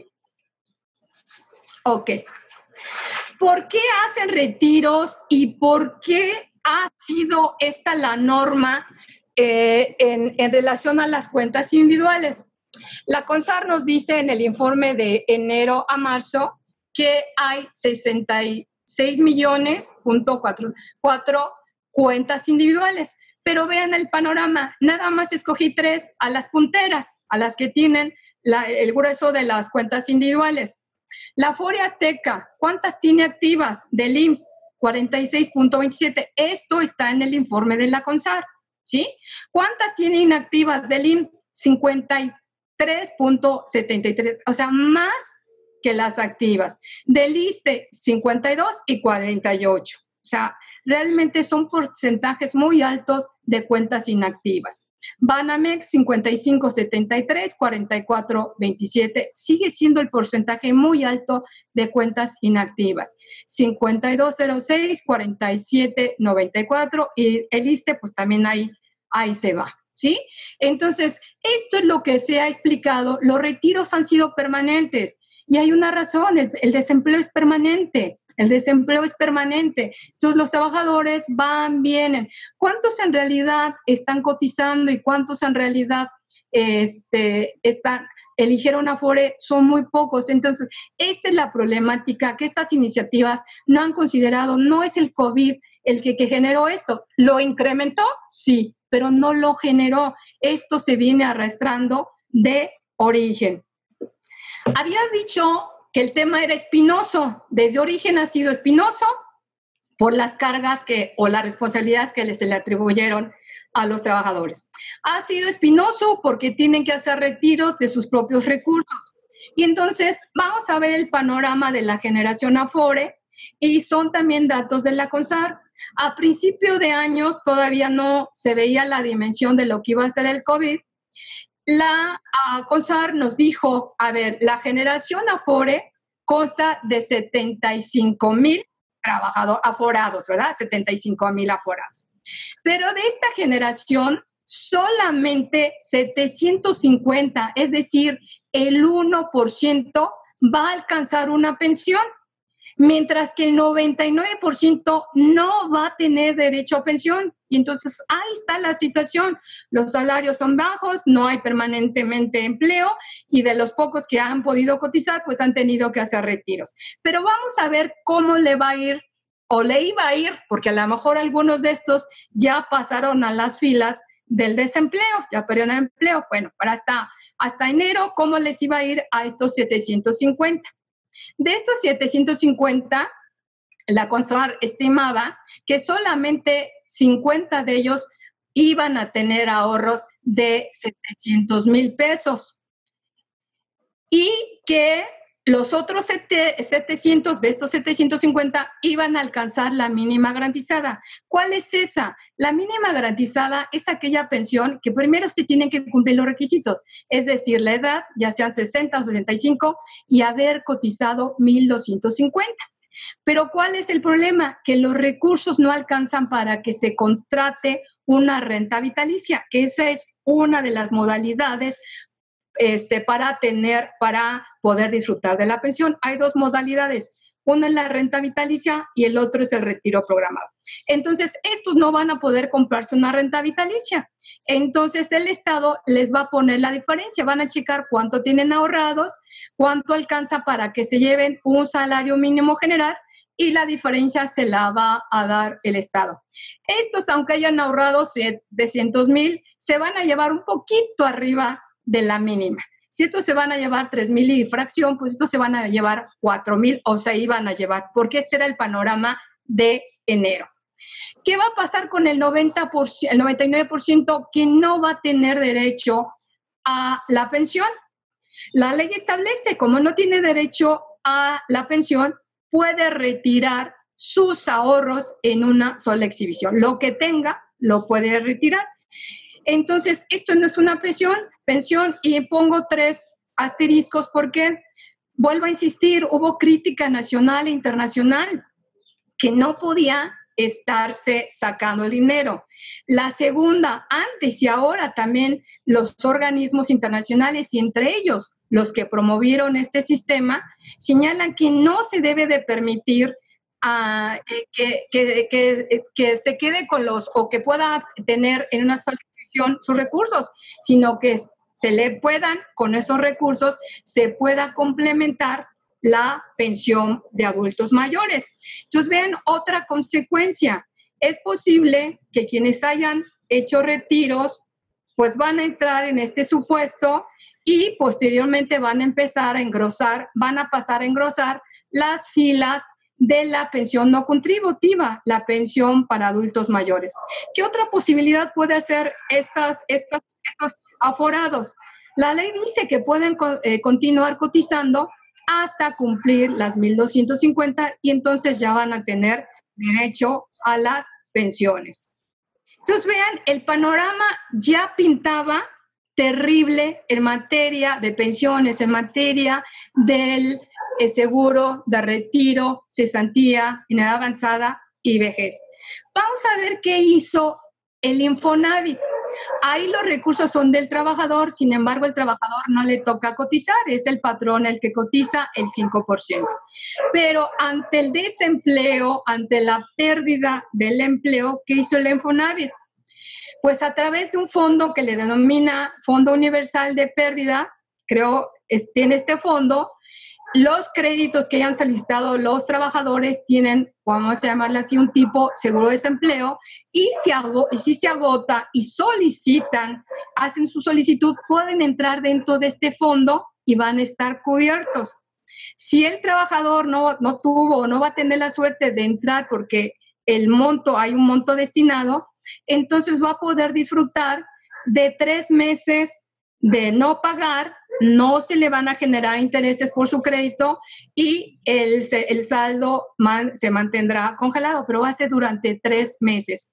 ¿Qué va a pasar con los trabajadores donde las empresas a lo mejor están en paro, llegaron a acuerdos, se redujo el salario, en fin? A ellos se les da la posibilidad de por lo menos se le hace una reducción de un 25% del factor del pago hasta por 12 meses. No significa que no va a pagar, sino que se le está posibilitando, ¿sí?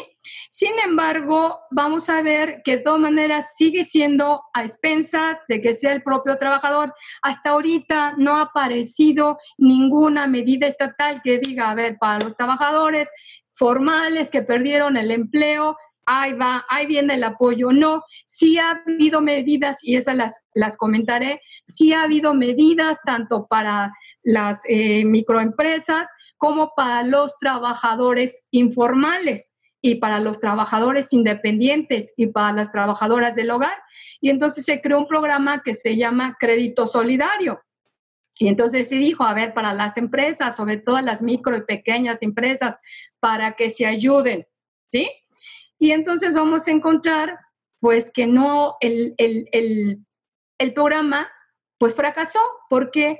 Porque a las micro y a las pequeñas empresas se les pidió un requisito, misión imposible, que no hubieran despedido a trabajadores en estos 3 meses. Y si no, iban a tener derecho a la fabulosa cantidad de 25,000 pesos para pagarlos, obviamente, con intereses, y pagarlos en un plazo de 3 años. ¿Qué es lo que sucedió? Se estimaba que por lo menos el 75% son micropymes. El 75% equivale más o menos a más de 600,000 empresas. Dijeron, ellas van a solicitarlo. ¡Oh, sorpresa! No, nada más lo solicitaron 200,000. ¿Por qué? Porque pues, no habían tenido la posibilidad de conservar a sus trabajadores. No ha aparecido el apoyo para los formales, sí apareció un apoyo. Este crédito solidario se extendió a los trabajadores informales, a los independientes, y se extendió a las trabajadoras del hogar. Y en próximo va a salir un programa para taxistas, comerciantes, etcétera, etcétera. ¿Sí? Conclusiones. De todo lo que he expuesto en relación a los 3 temas, y obviamente pues los más riesgosos, que en este caso es enfermedad de trabajo y en materia de pensiones, vemos que las medidas han sido reactivas, que han sido limitadas, que han sido imprecisas y han sido tardías. Que no tenemos mecanismos, no hay en la ley mecanismos para prever prestaciones en todas las ramas o en todos los seguros del Seguro Social y obviamente del ISSSTE para casos de crisis. La OIT ya había señalado, aunque ya existen estas prestaciones en las leyes, auméntenlas. Entonces tenemos que sigue la inadecuación para el asunto, o sea, para lo problemático, lo grave de la pandemia, no se hicieron los ajustes en la ley. Falta de criterios flexibles para cubrir las prestaciones económicas. Si aquí sí existe un mecanismo que era ampliar el derecho ampliar la conservación de derechos y no se hizo uso de ellos. El nivel de las prestaciones, igual había señalado, no se incrementaron. Aquí cuando digo inadecuación es la incapacidad por COVID, si esa enfermedad, cuando la adquirió en cualquier lugar el trabajo, las primeras regulaciones, pues era el 60%. Entonces, pues no se adecuó la norma. Y también la Organización Internacional de Trabajo, la CEPAL, la AIS, en sus recomendaciones establecieron hay que crear nuevas prestaciones para el caso de los trabajadores formales. ¿Por qué? Porque ahorita todos los enfoques han sido para ese 60% de los trabajadores en la informalidad, pero para este sector que ha cotizado, que va, entra y trata de pagar su propia protección, ¿qué es lo que se sugiere? Pues el seguro de desempleo, pero ojo, entraríamos en una discusión, no es el seguro de desempleo ahorita para todos. Para todos, vamos a ver por qué. Porque este es un seguro que está previsto en el convenio 102 y es una rama o es un seguro dentro de las 9 ramas del convenio 102 que México no ha cumplido. Y eso que México tiene ratificado el convenio 102. Entonces, para este sector de trabajadores que cotiza, no hay que esperarnos a tener pandemias. Ya debería de estar dentro del régimen obligatorio el seguro de desempleo. O en su caso, debió de haberse realizado un apoyo a un salario de emergencia, un salario, lo que ustedes quieran, pero tendría que haber sido para este sector que ha cotizado. Queda pendiente si se tiene que regular el trayecto de ida y vuelta para casos de virosis o para casos de pandemias, pues ahí está la situación. Quiero hacer énfasis que ahorita lo que más hemos escuchado en la prensa y las iniciativas es que se propone un ingreso mínimo vital o la renta básica. Sí, pero la renta básica y el ingreso mínimo vital va en relación a todos los que se queden sin empleo, a todos los que puedan caer en la pobreza. Y el día de mañana tendrá que verse de dónde sale eso. Pero aquí estamos hablando de un sector que ha contribuido, un sector que paga su protección. ¿Y por qué no se le da este seguro a que tiene derecho por el simple hecho de cotizar? Y además tiene un doble derecho. ¿Por qué? Porque México tiene ratificado el convenio 102. Entonces, así como se incorporó afortunadamente a las trabajadoras del hogar, ya tendría que estar el seguro de desempleo dentro del régimen del obligatorio del Seguro Social. Y entonces hablaríamos, es que la ley del Seguro Social tiene el seguro de enfermedades y maternidad, el seguro de riesgos de trabajo, el seguro de invalidez y vida, y el seguro de retiro, cesantía avanzada y vejez, y el seguro de desempleo. Y de esta manera, los trabajadores que han cotizado estarían protegidos y además se les estaría haciendo justicia con un derecho del cual se les ha privado. Bueno, en el Inter dije que han aparecido ocurrencias y no que entonces ya los recursos se vayan al Banco del Bienestar y tal. Ojo, este es un tema que tendrá que ameritar otra conferencia, otro evento. No estamos en el momento, pero tampoco se va a partir de la nada, ¿sí? Tendrá que, a partir de esta contingencia, se tendrá que abrir un espacio para entrar a la discusión. Y hay propuestas integrales a nivel internacional. La OCDE, el BID, la OIT y la CIS. Son propuestas integrales y también hay propuestas nacionales, pero son propuestas parciales. La CONSAR tiene una propuesta, la AMAFORE tiene una propuesta, hay algunas iniciativas como el Consejo Coordinador Empresarial y demás, y puedo enumerar 20, pero son parciales. En cambio, estas son totales y lo único que podría adelantar antes de que el doctor Sánchez Castañeda promueva otro seminario, otro evento, podría adelantarles, estos van por todo el sistema, no por el RCB, no por retiro cesantía. Estas 4 instituciones internacionales tienen acercamientos. Y lo último, ya para concluir, ¿en dónde siguen difiriendo? Estas de seguridad social con estas financieras. en cuál debe de ser el pilar o el pilar que sea el que englobe, o el corazón, cuál debe de ser el pilar del corazón de todo el sistema, porque los 4 proponen sistema multipilar. Y entonces, ¿en dónde viene el problema? ¿En dónde viene el debate? El debate viene en donde ponemos al corazón del sistema. ¿Y cuál es el corazón del sistema? El pilar donde se contribuye, el pilar donde se cotiza. Ahí sigue estando la diferencia. Entonces, con esto concluyo. Yo había adelantado, eran 2 temas espinosos, siguen siendo espinosos, pero como este es el corazón de la seguridad social, pues merita su propio análisis, su propio estudio. Muchas gracias. Muchas gracias a la doctora María Ascensión Morales por su excelente participación, que nos ilustró pues de una manera brillante sobre los desafíos en materia de seguridad social. Como ella comenta, hay muchos puntos a considerar y entre ellos el famoso seguro de desempleo. México ya ratificó el convenio 102 de la OIT, como dice la doctora María Ascensión Morales, pero no todo el convenio. Hay algunas partes que no han sido ratificadas. Entonces, de ahí la explicación, al menos a nivel internacional, porque no tenemos la obligación de contar con un seguro de desempleo.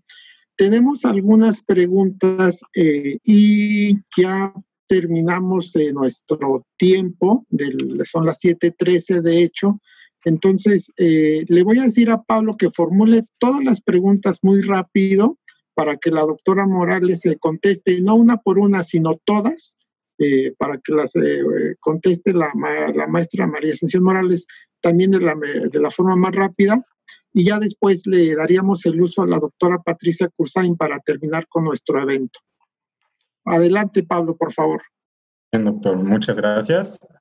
Entonces voy a hacer las últimas preguntas de la sesión. La primera tiene que ver con los acuerdos del Consejo Técnico. ¿Cuáles tienen que tomarse en cuenta para considerar el COVID como enfermedad profesional? Otra hace referencia a cuántas semanas de cotización se pierden en caso de hacer retiros parciales por desempleo. La que sigue hace referencia de nuevo al contagio de COVID, en qué supuesto se considera cuando uno trabaja en casa, y qué pasa con los trabajadores que son despedidos, tienen 65 años, y pues qué pasaría con su pensión de vejez.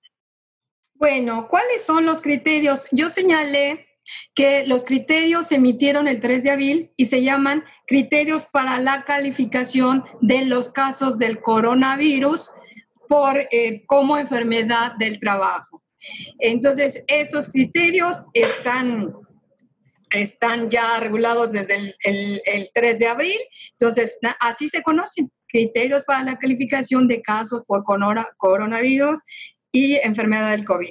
Bueno, ¿cuántas semanas implica? Aquí depende de cuánto se haya retirado. Había señalado que la ley dice que va a ser proporcional al monto retirado. Entonces va a depender, retiré, no sé, 15,000 pesos, ahí me estoy viendo así, ¿verdad? No, pues sí dije que están entre 6,000 y 5,000 y 6,000 pesos. Entonces hacen el ajuste con base en el salario básico, base de cotización, a cuántas semanas equivale. Entonces no podemos decir que 3 o 4, porque va a ser cada caso en concreto según el monto de lo que haya retirado. Dice, una pregunta era, ¿y qué pasa si me accidento en casa? Sí está trabajando. Ya en una conferencia que hizo también, en un evento que organizó también el instituto, se habló del teletrabajo, se habló también y entonces pues ahí lo que se externó, pues que no está debidamente regulado y hay muchas aristas que hay que regular por el tema de riesgo de teletrabajo, no solo en la parte laboral, sino en la parte medular sobre riesgos de trabajo. Entonces, si en la parte laboral está muy complicado, pues en la de seguridad social está peor el asunto. Dice la persona, ¿qué sucede con una persona que tiene 65 años y fue despedido? Quien haya sido este caso, comenté qué puede pasar. Si tiene los 65 años de edad, pero no tiene las 1,200 cotizaciones, no va a tener derecho a una pensión y lo único que va a poder hacer es retirar sus recursos. Pero eso no implica una pensión. Y ya vimos el promedio que de lo que hay en las cuentas individuales. Y si eso le agregamos que anualmente se están haciendo los retiros, ahora esta persona de 65, la buena noticia puede ser que si estaba afiliado a raíz de la ley del 73, con que haya cotizado 500 semanas, sí va a tener derecho a la pensión con base en la ley del 73. Pero si desafortunadamente usted fue afiliado a partir del 1 de julio del 97 y no completa las 1.250 semanas, a pesar de tener la edad, no tiene derecho y en un momento tendrá que hacer el trámite para que le regresen lo poco que haya usted ahorrado. Perfecto, muchas gracias, doctora. Le damos la palabra a la doctora Patricia Cursain para que nos dé unas palabras de cierre. Muchas gracias. Muchas gracias. Bueno, pues la verdad ha sido tan interesante y hubiéramos podido abrir una gran cantidad de paréntesis para tratar una serie de problemas adjuntos que se van a ir presentando, porque de verdad esta situación nos cambió completamente la vida, pero también cambió el futuro de muchas personas. Muchas personas que ya no van a volver a encontrar trabajo en muchos años porque ya su edad no se los va a permitir. Muchas personas que se quedan con la mitad de las cotizaciones. Muchas personas que se ven obligadas a hacer los retiros que nos explicó la doctora María Ascensión con una gran claridad. Pues esto es gravísimo. Y efectivamente creo yo que tenemos que pensar en que tal vez no se debe de legislar en un momento determinado, como ahora que hay una crisis. No se puede legislar de manera permanente, de manera indefinida, de manera general. Pero sí urge que en este momento se establezcan las medidas necesarias, porque necesitamos no solamente el tema de salud, que es fundamental que se amplíen los plazos para atenderlos, y también que veamos cuál es el tema del futuro, cómo se van a estar haciendo esos retiros, de qué manera se pueden reponer, si no se pueden reponer, cómo puede haber apoyos solidarios para la gran cantidad de trabajadores. Si ya tenemos un problema muy grande con el enorme bloque de trabajadores informales que no cuentan con nada, bueno, pues ahora a los que sí contaban con una esperanza, con una posibilidad, ya también se les va a acabar. Esto nos lleva a una situación social muy grave. ¿Vamos a terminar la mayoría en la asistencia social? ¿Cómo le vamos a hacer? Es fundamental. Vamos a ver, realmente, Mari, a mí me dejas con unas grandes preocupaciones, pero muchísimas preocupaciones. Todo, me parece grave todo lo que está ocurriendo. Bueno, todos lo sentimos muy grave, pero me hiciste reflexionar en muchas cosas que yo no las había realmente pensado. Sí, es terrible. Ha sido muy rica la conferencia, se nos han ido el tiempo ya más de las 2 horas y podríamos seguir platicando muchísimo tiempo. Gracias, doctora María Ascensión Morales. Eres una apasionada de la seguridad social, una apasionada de las pensiones principalmente. Se nota tu capacidad, tu estudio, tu análisis que has hecho durante muchos, muchos años. Gracias por tu orientación, por tus reflexiones. Gracias, doctor Sánchez Castañeda, por haber también hecho posible este seminario. Al Instituto de Investigaciones Jurídicas, a todos los jóvenes que nos han ayudado, con todos los jóvenes que yo les cambio los nombres, pero por lo pronto Paola y Pablo creo que ya no, Kate y demás. Gracias. Y bueno, a todo el auditorio, muchas gracias por su participación. Los esperamos para el día de mañana, que tenemos la presentación de Carlos Leal Isla, hablando del poder del despido del empleador en tiempos de pandemia. Y ahí está el tema, el despido. ¿Qué va a pasar con los que se van despedidos? A esto volvemos al tema de seguridad social. Muchísimas gracias. No los puedo ver porque algo pasó en mi sistema, pero gracias a todos y no sé si el doctor Sánchez Castañeda quiere decir algo. Solamente darle las gracias a todos. Se escuchó muy bien, Pati, la imagen estaba congelada, pero se escucharon muy bien tus palabras. Muchas gracias a la doctora María Ascensión Morales por su excelente participación. Así han sido los comentarios que nos han llegado. Te escucharon poco más de 500 personas, Mari, lo que nos pone muy contentos a todos. El video se va a grabar y se va a subir a redes sociales para que lo puedan volver a ver o si en algún momento se pausó la señal, ustedes puedan verlo en su totalidad. Así que muchísimas gracias otra vez a Pablo, a Kate, a Paola, que nos está ayudando desde el instituto, y evidentemente gracias al Instituto de Investigaciones Jurídicas, porque por el instituto y para el instituto y hacia la sociedad es que estamos organizando este tipo de actividades. Muchísimas gracias a todos ustedes y mañana nos vemos con el tema global sobre los poderes del empleador en tiempos de pandemia. Muchísimas gracias y nos vemos mañana.